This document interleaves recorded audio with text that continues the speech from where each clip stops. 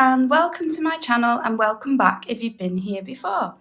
Today we're going to talk about the next section of the seasonal sampler, which is this block here. We've already covered this block and I'll leave a link to that video above, and there's also a video about the butterfly. So today we're concentrating on this piece, and this is the second part of the summer section.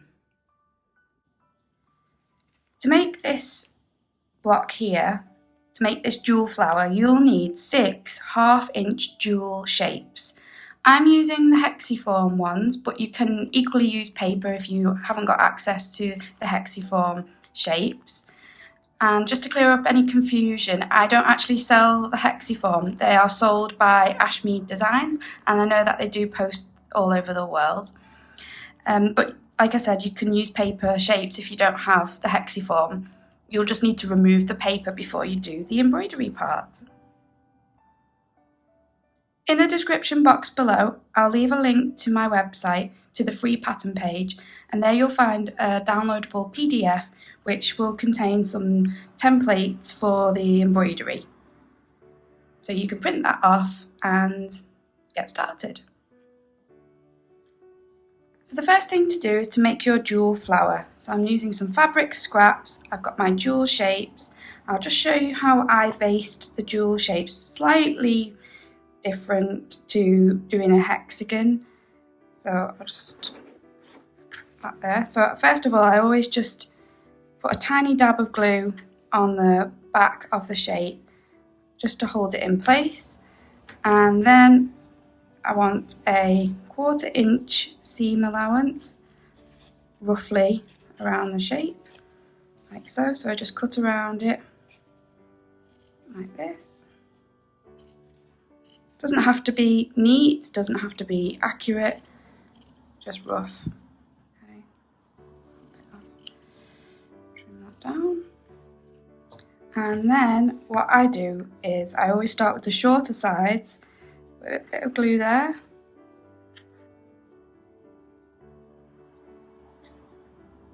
There. And I'm working in a clockwise direction, so I started here and I'm working around like that. And you can do it anti-clockwise, it doesn't matter, but just be consistent with all of your pieces, because then they will fit together better when you sew them together. So there we go, and there you see it has a tail at the bottom, and that's why it's important to be consistent with the direction that you're going in, because you want all the tails to be facing the same way and then they'll slot together nicely. So now it's time to sew them together. So take 2 of your jewel shapes, and as you can see, because they're all basted in the same way, the tails will just slot together nicely like that. So place them right sides together, and you want to just stitch down the seam here. So just like with any other EPP shape, you just need to use a simple whip stitch for this. So I just do what I always do, lock it in the corner so it's nice and secure, and then just take small little chunks of the fabric with my needle and sew all the way down. And when you've done that, it will look like this. Now the next thing to do is join another one here. So again, right sides together. I don't break my thread, I just carry it up the back.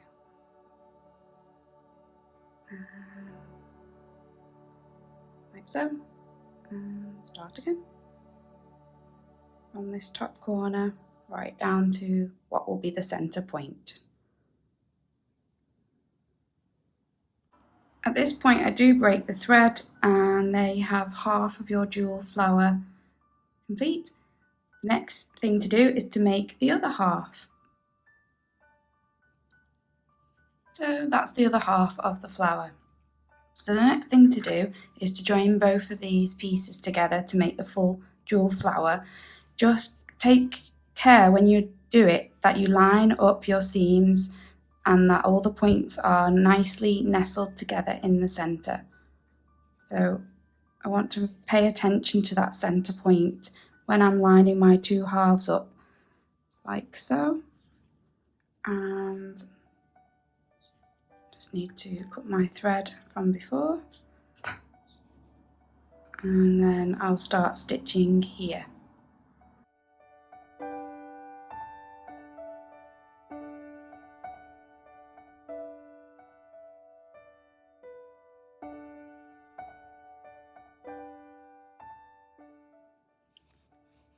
So there is the finished jewel flower. So as you can see, I have already embroidered one flower onto one of the petals, and I used a water erasable marker to draw the stem on each of the other petals, just so that it would be exactly the same as this one, because that's what we're trying to aim for our flower to be exactly the same, like a repeating pattern in each petal. The next thing I'll do is I will just add some dots to show where the tips of the leaves need to be, so just so that they're in line with each other, like so, and repeat that all the way around. Now when I do actually embroider flowers onto things like this, and when I did my original piece, I didn't actually use any markings, I just went by eye, and that is the way I work. So if you are like that too and just prefer to go by eye, then definitely do that. But I just thought that this little tip might help other people who might need some markings, just to give you a guide, and it does help line things up. Because I go by eye, it's never perfect what I do, but by using some markings it will definitely help you to keep things more lined up. So I'm using 2 strands of embroidery floss, embroidery thread. I'm actually using Aurifil Aurifloss, but you can use DMC or anchor threads or any embroidery thread that you like. And I'm going to do a stem stitch for the stem of the flower. So I'll start right at the bottom point, right here, and take a stitch, quite a large one at the beginning, but then go back on myself like so, and pull. And so you can see there that there is a loop at the bottom, and pull your stitch all the way through, and then you're ready to take your next one. So again, just move a little bit away from your last stitch where this stitch ends, and then bring your needle back up a little bit more closer to it and pull through, keeping your loop at the bottom, and then just work your way up the stem, repeating this. And if you want to be really accurate, then you could count and do the same number of stem stitches on each stem to make them all the same. I never do that. Like I said, nothing I do is ever perfect. I don't put the markings on, and I just judge by eye and I just go for it, but it's entirely up to you. So when you get to the top, just bring your needle back to the back, and there you have your stem stitch. Now it's time to do the leaves.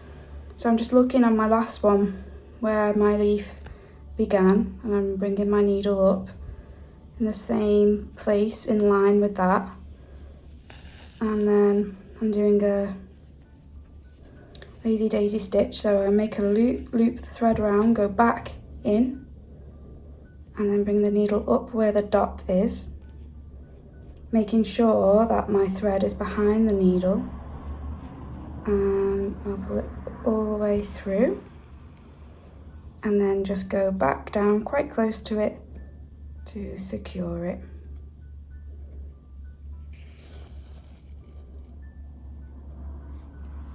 I'll just do that again. I bring my needle up here,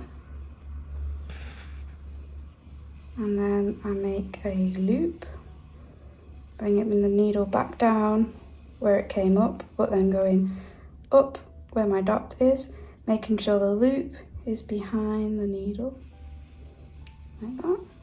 Push the needle all the way through, and then secure it back down close to where you came out, like so.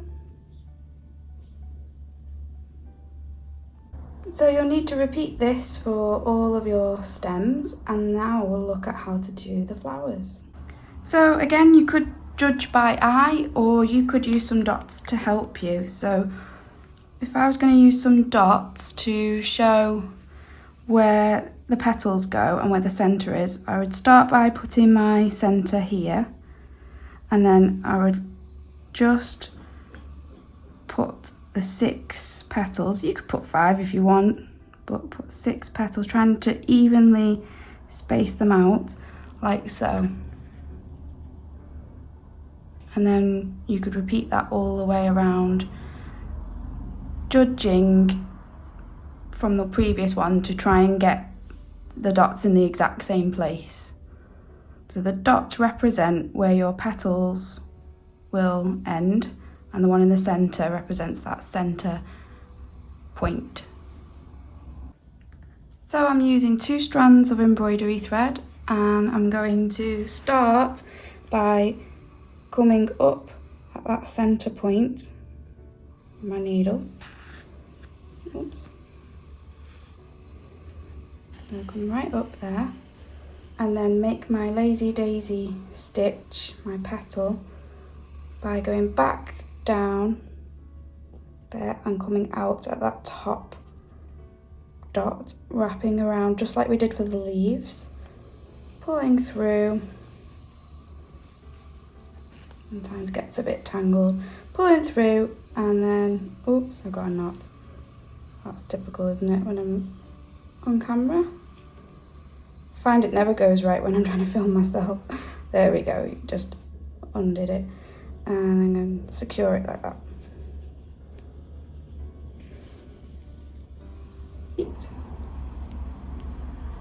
Back to the centre point. Don't worry if you aren't accurate with your centre, because you are going to put a French knot right in the centre there, and that will cover it up if you aren't quite matching.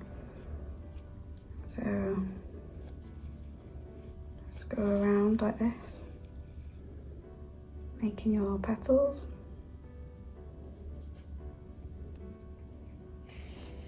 It's a really simple flower, a really simple way of doing a flower, but I just think it's really effective, and it's just something I really love doing. I love putting them on everything.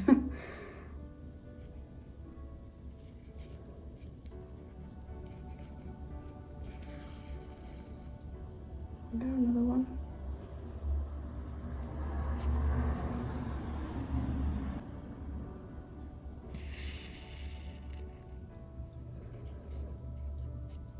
When I first started really showing my sewing, I used to worry so much about things not being perfect, and I used to undo my stitches all the time, but I've stopped doing that now, and I think of my stitches as an extension of me. It's like my handwriting. If you were writing a card or a letter to somebody, you wouldn't constantly rub out your writing, would you? So I'm just trying to see it like that now. I'm trying to let go of trying to make everything perfect and just accept that I'm not going to ever do anything perfect, and this is just the way I do it. This is just me, and I just do the best that I can. And I've found that by letting go a little bit, it's been a lot more enjoyable.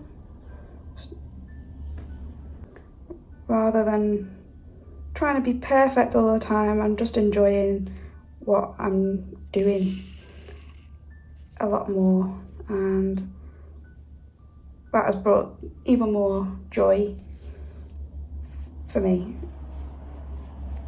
and made it more relaxing. Okay, so we're back to the beginning now, and There you can see there's my flower. So now thread your needle with the colour that you want to use for the centre, and just bring your needle up right in the centre, like so, and just do your French knot. So wrap around twice and then go back into the centre. If you wanted a bigger French knot, you could wrap around 3 times and then just pull through, keeping some tension on this thread to keep it nice and neat. There we go, and then that's your French knot done. So if you did use papers for this, you would need to remove the papers before you stitched through your shape. But removing the papers would leave your seam allowances a little bit loose, so you might want to applique this onto your backing fabric before you do your stitching if you're using papers. But once you've finished your flowers all the way around, don't remove the blue pen just yet if you're using hexiform. Find your panel on your sampler and position your flower right in the middle, equal distance from the top and the bottom, more or less. If you remove your blue markings with water first, you'll find that the glue from basting it around your shape will just wash away and your fabric will become loose from your shape. So applique it down first. Once it's in position, you can use the downloadable PDF to trace this vine and flower design on the top and the bottom of above your shape. It's the same stitches as we've used here, so it's stem stitch going along here and lazy daisy for your leaves and below as well, and 4 lazy daisies and a French knot for these 2 flowers. The only different stitch is for these tulip type flowers here, and I used a satin stitch, so I'll show you that now. So when I do satin stitch, and I've just roughly drawn a little tulip shape here, I start in the centre and I decide which way I want my threads to lie. So I want vertical threads here. So I'm starting from that side, stitch straight across to the other side. You've got a nice straight line in the middle to work from, and then go back to the bottom again where you started, pull your needle up and then go back to the top here. You might want to use a hoop to keep your fabric nice and flat, that helps. And just keep working like this, keeping your stitches really close together, following the shape of the design.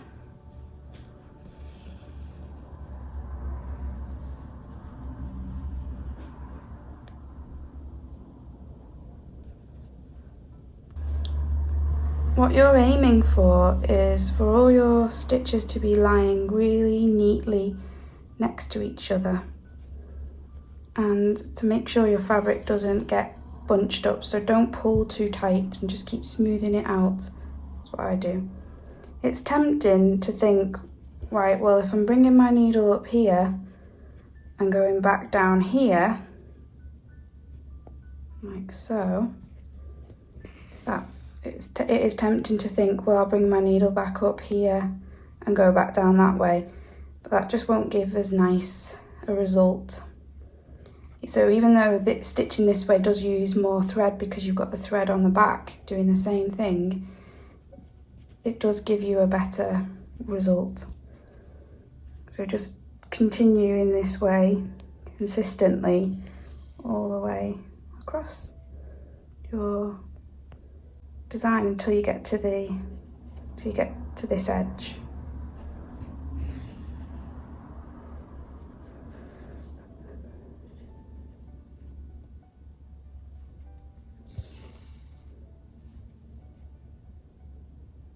I'm just using the weave of the fabric, to really line up the stitches and make sure I'm going in the hole next to it as much as possible. Getting really close together. And I'm using 3 strands for this. That just gives you a little bit more coverage, just makes it a little bit faster. But of course you can use 2 or 1 strand, whatever you like. And as I'm going up the curve, I'm just moving my stitch up a little bit, just following the curve of the flower. Right, I think I can get 1 more in just to cover that line. But again, don't worry if your blue line shows, because you can wash it off afterwards. That's the beauty of the water erasable pen. Right, and that's that side done. So now you want to bring your needle back down to here and continue in the same way all the way across. Like so. But don't pull too tight, keep it nice and flat, and just work your way across. Can't really explain why I'm saying start in the middle, work that way, and then go back to the middle and work that way.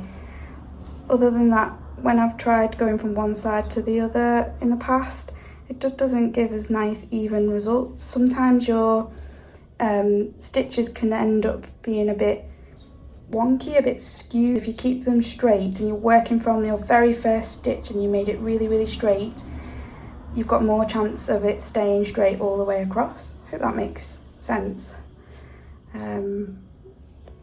It's just what works for me, but everybody's different. And of course, look at other YouTube videos about how to do these stitches to get more ideas. So that's it. When you've finished everything, it should look like this. I really hope that this video was clear and that I've explained everything thoroughly. If I haven't, then please get in touch and I'll try and help you if you need any further help on any of the stitches. But do look at that free pattern page on my website for the downloadable sheets, because that will give you the templates to trace. And you can trace them by printing it out, sticking it on a window, and then putting your fabric over the top and using a water erasable pen to trace it. Or you could use a light box if you've got one of those, or just copy it and draw it freehand with your pen, and then it makes it even more personal to you. Thank you so much for watching this. Thanks to everyone who's joining in and making this sampler. I get so excited when people tell me that they're making it. That's really lovely. Thank you for your support, everybody, and your wonderful comments on all of my videos. It absolutely makes my day to read them, and it's so lovely of you all. So until next time, have a wonderful week and happy sewing.